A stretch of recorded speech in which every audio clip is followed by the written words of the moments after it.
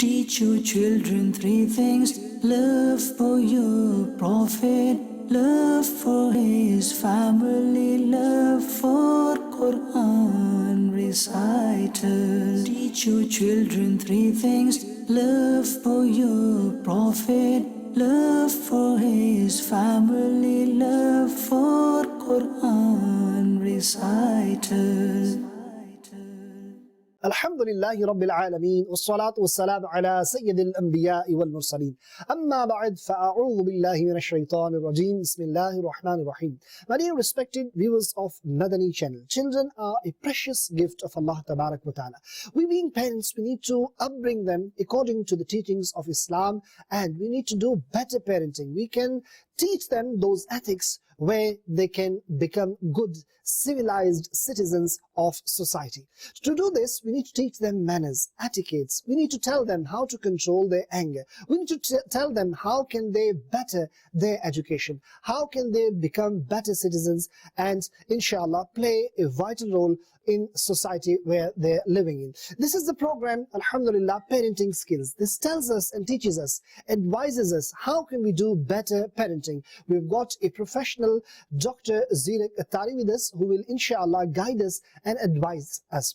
Before this program, we conducted a public survey and we received very good response from your end. You shared the challenges you're facing during parenting. Inshallah, we will discuss those challenges what you have shared with us case by case. And today we've got Dr. Saab with us, inshallah. Let's go first towards him. Assalamu alaikum wa rahmatullahi wa barakatuh. Wa alaikum assalam wa rahmatullahi wa barakatuh. MashaAllah. Dr. Saab, how are you doing? You okay? Alhamdulillah Rabbil Alameen ala kulli hal. Rizwan bhai, how are you? I'm good, Alhamdulillah. Dr. Saab.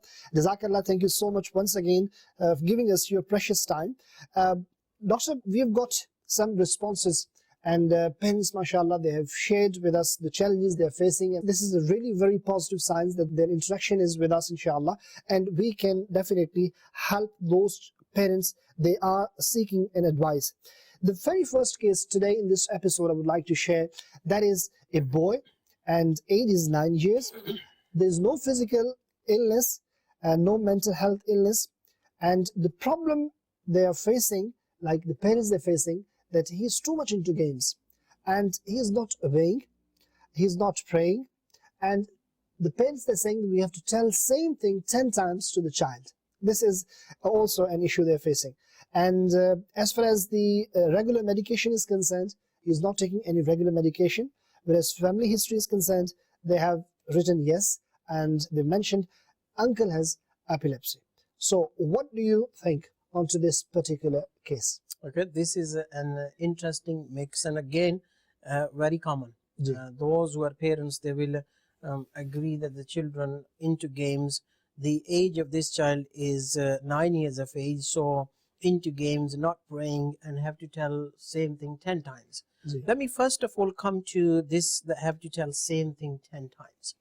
Many parents, who are watching us at the moment, they will agree that, to the children we have to tell them so many times the same thing. After 5 times, 10 times, and then they do it. I will admit, or I will, you'll be surprised that this is a problem with the parents, not a problem with the child. I see. But how is it a problem with the parents and not a problem with the child? Whenever we give a command to a child, either to do something or to stop doing something, Okay. the child's busy in something, Okay. and we want their attention, and we need to tell them. Sometimes the child is busy something, and before getting their attention, we say to them, beta, go and do this. Okay. Can you go and get me a glass of water? Or can you please stop this and do this? The child's busy. You've actually not taken their attention. The first thing that the parents need to do is take the attention of the child. Good. So call them by the name. Okay. Beta, I would like you to listen to me. Good. Are you listening? So first get the attention of the child. Right. And once you get the attention of the child, you say to them, beta, this is what I would like you to do now. Okay. You got to be very clear in terms of your instructions. Tell them exactly what you want them to do. Okay. Tell them exactly when do you want them to do. Okay. For example, let's say the best situation will be the child's on the computer doing something which they are enjoying, whether it is playing a game or watching a cartoon or whatever. Okay. Call them by their name. Beta, could I have your attention for 1 second, please? Okay. Okay, beta, best thing will be say to them that, if they're doing something, as soon as you finish this, I would like you to please do this. Okay. So the child, if they are in the middle of something, they will appreciate that you are giving them the time, because what I'm asking them to do is not an emergency. Okay. It is not something that I need right here, right now, and if I didn't get it, my heart will stop. The parents, they say, you have to do this right now. This is exactly where the problem lies with the parents. Yeah. If it's not an emergency, it is not causing any damage, it is not causing any harm, then why do you have to get it done right here, right now? Yeah. That you have to respect the child in the sense that he's busy in something. Right. Okay? And what obviously we are assuming that whatever he's busy in is a rightful activity. It's not a sinful action. Obviously, then otherwise it will be Shari rulings on the parents for that reason. So he is doing something, so you want him to stop. So for example, let me think that let's the parent, let's talk about the parents, the mom and the dad a little bit.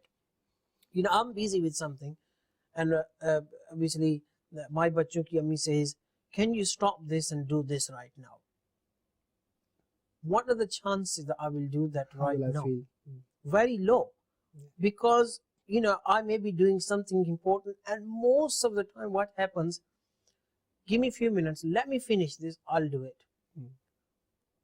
And if obviously the request persists, then I will start, obviously, my emotions will go up and so forth, and that may obviously lead to another issue. This is exactly what is going through the mind of the child. So if you interrupt their activity, they won't listen to you. So rather than interrupting their activity or asking them to stop there and then, get their attention, say to them, as soon as you finish your activity, then I would like you to do this. Or if you think that what you are asking is really important, let's say, for example, the phone's ringing, and you want the child to actually pick the phone up for you or bring the phone to you, and say to them, beta, can you quickly get the phone to me, and then you can go back to what you're doing. Right.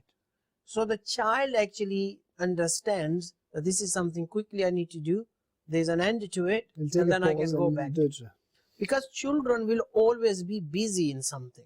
They don't sit there thinking. They are busy doing things.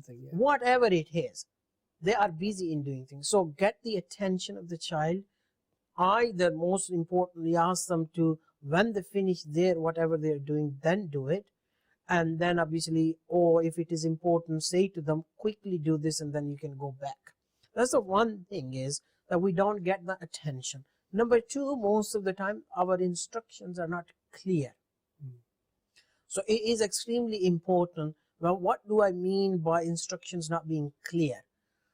These children, they need to have some sense of idea that the task that I'm asking them to do, how long it is. So for example, asking them to fetch a glass of water, the child understands that how long it is going to be, what exactly they have to do. But sometimes we could be asking children the task and it's not clear in their mind. Either it is not clear in their mind that how do I need to do this task, and because we've not taught them, or it is not clear in their mind that how long it will take them. So clarify things, work as per the understanding and the intellect of the child, rather than treating the child as an adult, the how you are thinking. Many times if I need to explain something to another adult, half of the time I will fail to explain. Why? Because I'm thinking from my point of view, not from the point of view of the person I'm speaking to. I have different experience, he has different experience. With children, all we know is that they are not experienced. So parents, again, obviously they need to make it very clear. And then when they listen to your commands, reward it. Very good. Now, reward means, mashallah, beta, shabash, well done, thank you very much, let me give you a hug, right? Or once they've listened to you 4, 5, 6 times, mashallah, beta, I'm very happy with you that you listen to me. Mashallah. And I would like you to get you a reward or a present, what would you? Okay, obviously, you're asking the child, but before you ask the child, you need to give them the tarbiyat. Start asking for expensive presents. Or when you are happy, most of the time, parents do know what sort of toys or inexpensive things will make my child happy. Yeah. Get them for them and label it that you did this. That's why I get it. And that's why you're getting. Now, sometimes parents say, but I'm very happy with you. Here is this. I'm very happy. But the child doesn't know what is it that they did that made you happy. So say to them, mashallah, you listen to me every time, or you pray namaz and so forth. So it is giving the command in the right way. Then when the child follows the command, you reward it. That's a very beautiful point, mashallah, you've raised. I would like to just address to the viewers of Madani Channel that it is also mentioned in this problem that not praying, right? And as you said, not obeying, not listening. And mashallah, the way you've explained, the instructions must be clear, and we need to take some sort of attention before we speak. And then we need to reward.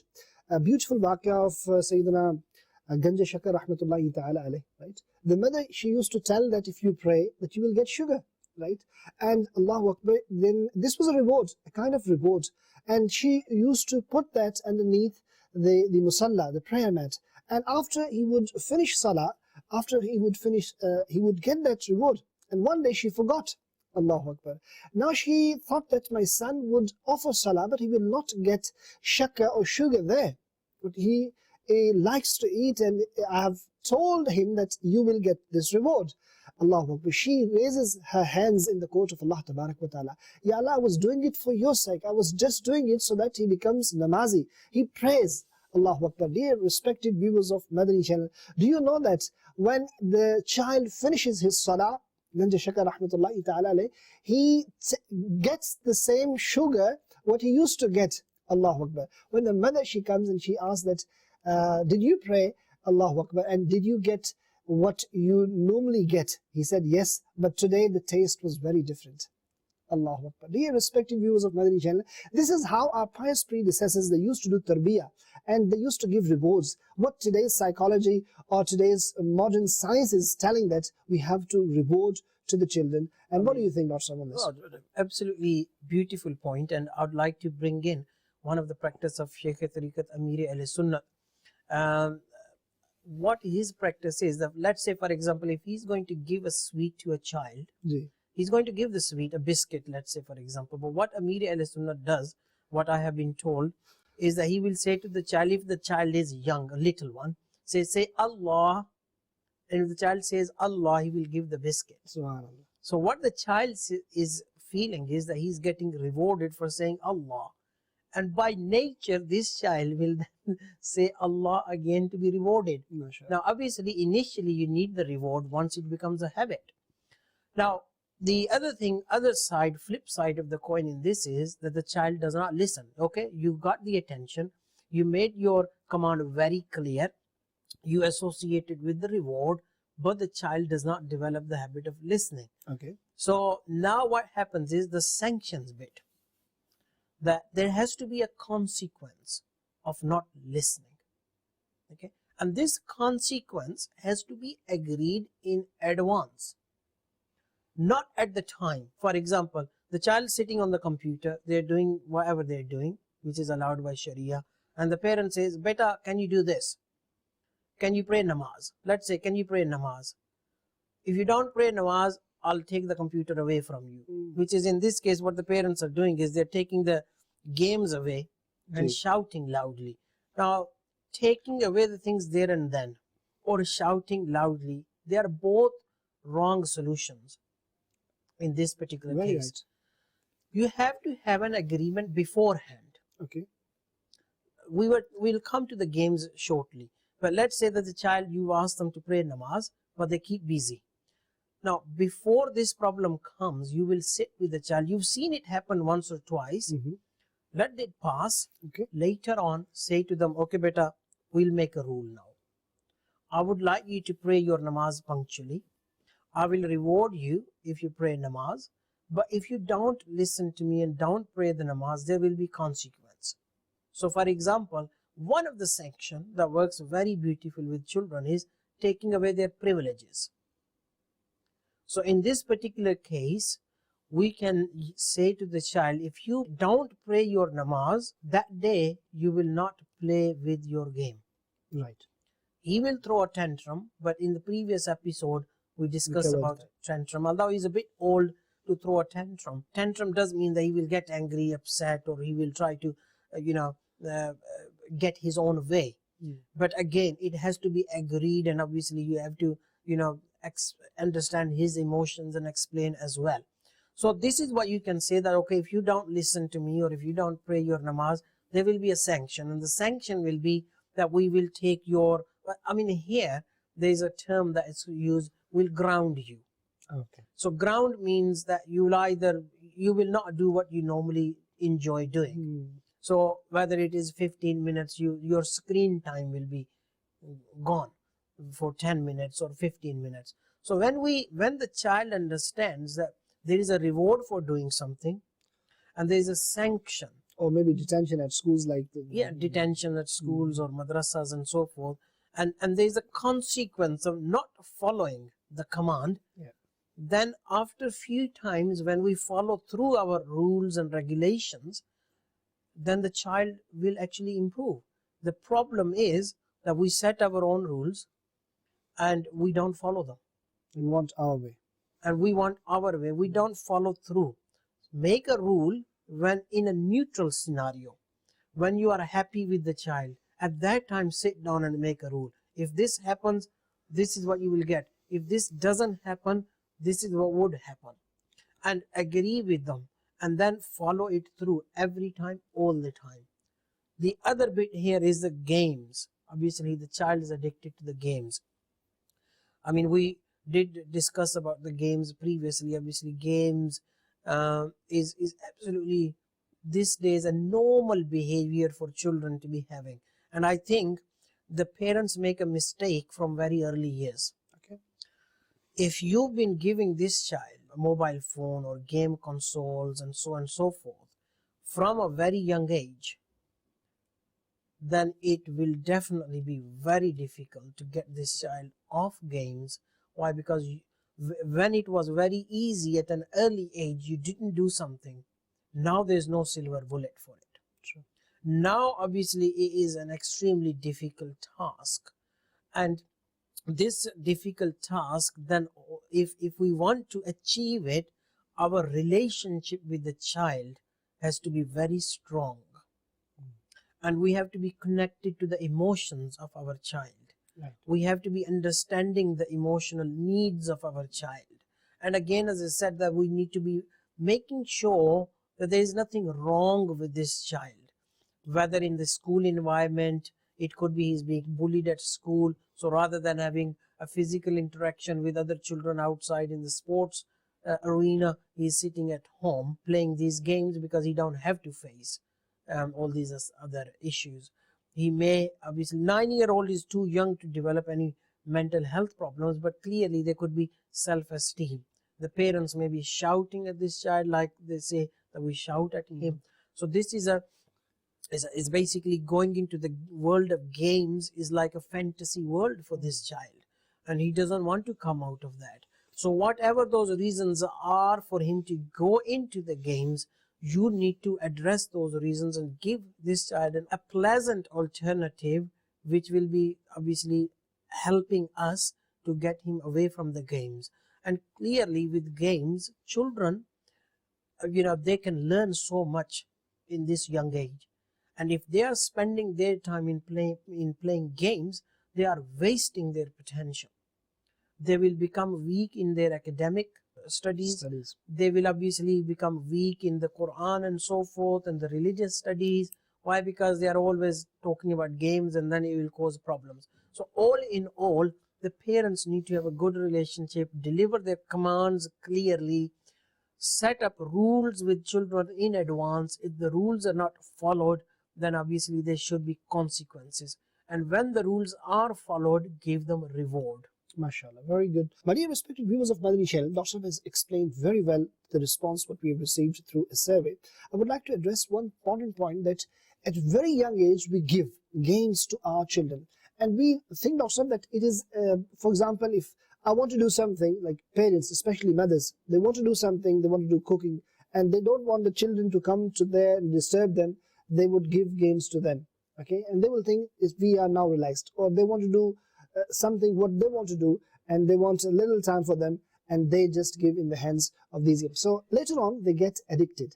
So this is also very important point, that just for our own relaxation we are giving something harmful in their hands, which definitely at some stage, what we have received a question that now the child is not listening, he's really finding it hard to leave the comfort what he is enjoying, and he's not leaving. And sometimes mothers, they are very kind in nature also, and mention one point, that one has to be persistent. One should stick to the point, okay, otherwise child will develop an idea or behavior that, okay, I will get anyway, right? Whether my mom is saying I won't give you next time if you do this or you don't do this, so but he knows that she is saying it just for the sake of saying what she will give me. So we have to learn this also, a very important point Dr. placed, that we need to be persistent what we say, so that the child develops a discipline and he knows what he has to do and what he has not to do.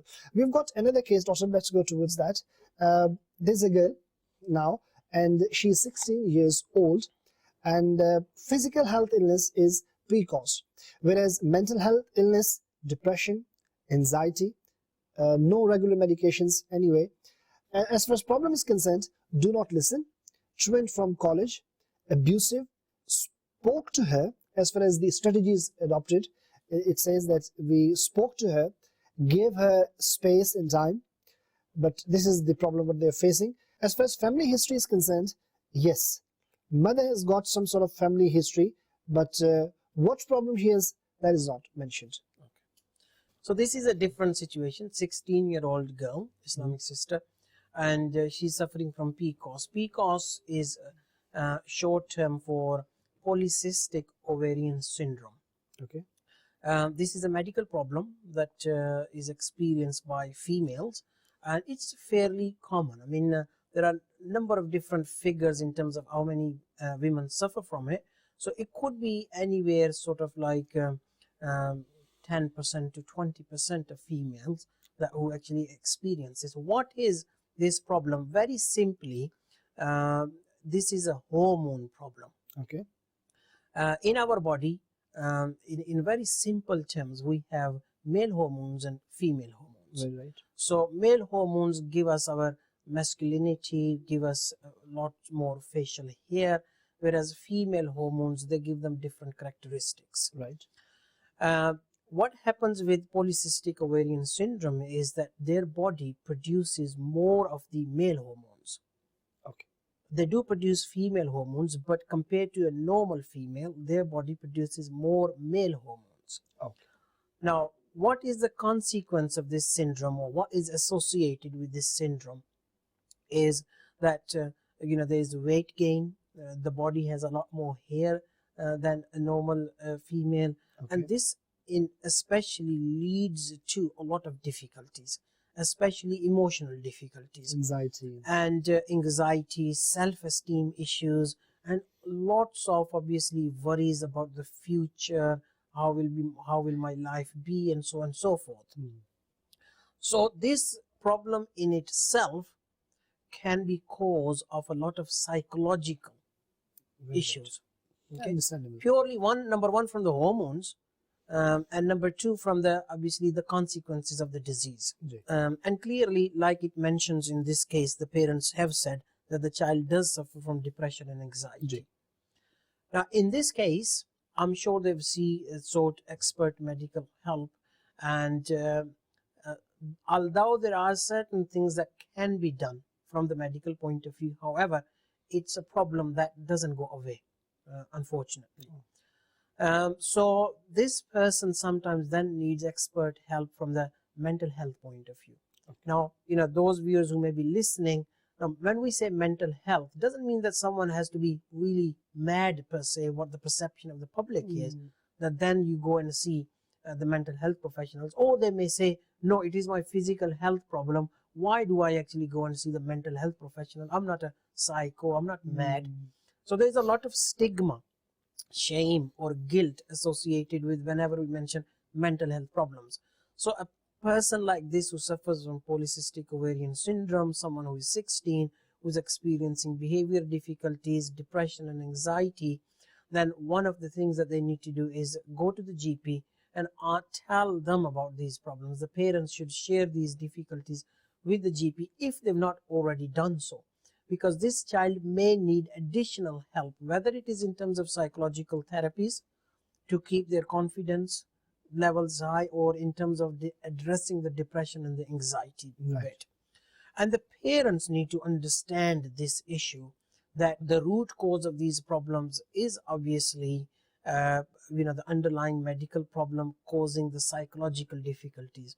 Why is it that she may not be attending the college or may be truant from the college is purely because she may be very conscious about her body image. True. And if she's got anxiety, then going to college is a very stressful situation. Maybe the comments, and especially in this day and age, very rightly, the classroom, the classmates and the other peers, they may really be picking up on this child, and that's why that she doesn't. And then the parents may be getting angry. Why don't you go to college? They may be saying that, oh, if you don't study, then what would happen to you, and this and that and so forth. But this poor child is actually having a sort of a battle within her own mind. And then the male hormone may be making her more aggressive. So in essence, this child actually needs a specialist help, both from a medical point of view and from mental health professionals, and a lot of understanding on behalf of the parents. And in terms of the strategies that they've said, is that they do say that they speak to her and give her space. Now, sometimes speaking to someone like this does require a lot of skill. Counseling, proper. And you need to have a good understanding of counseling skills and counseling techniques. And if you speak to her and the end result is not good, and she ends up more emotional and the parents end up getting more angry, then I would suggest that this is now a counterproductive strategy, which is where obviously the expert help from the mental health professional will actually be handy. And the other thing they say is obviously give her space. Okay, I mean, that can be useful, a strategy. Now, in terms of the mother, obviously it's possible that the mother herself may have had this polycystic ovarian syndrome, and consequently the mother may be experiencing depression and anxiety and all those self-esteem issues and guilt, or blaming herself for the poor behavior of the child. So the mother herself may need additional support from the mental health professionals. Obviously it's not mentioned that what difficulty she's experiencing, but one could assume that this may be the case. So all in all, this is a case where the expert help from the medical professionals, mental health professionals, and the parents themselves need support in terms of managing this case. MashaAllah. Many respected viewers of Madani Channel, beautiful answer. May Allah Tabarak wa Ta'ala bless all of us. And if there are any less fortunate individuals, we should always be thankful to Allah Tabarak wa Ta'ala. Maybe in certain parts of our body, we may be less fortunate, but alhamdulillah, we think there are so many other blessings Allah Tabarak wa Ta'ala has showered upon us. We should always be thankful to Allah Tabarak wa Ta'ala. But definitely, in order to overcome anxiety and depression, we need to seek the right advice from the right people, as explained by Dr. Saab. May Allah Tabarak wa Ta'ala bless you, Dr. Saab. Thank you very much for today's episode. I think that's all for today, but inshallah we'll come back with another beautiful and unique episode. We'll come back with a few more case studies. We'll share with you the experiences maybe you're facing, challenges you're facing in terms of better parenting. Inshallah, we'll come back with another episode. Until then, Assalamu alaikum wa rahmatullahi wa barakatuh. Teach your children three things: love for your Prophet, love for his family, love for Quran reciters. Teach your children three things: love for your Prophet, love for his family, love for Quran reciters.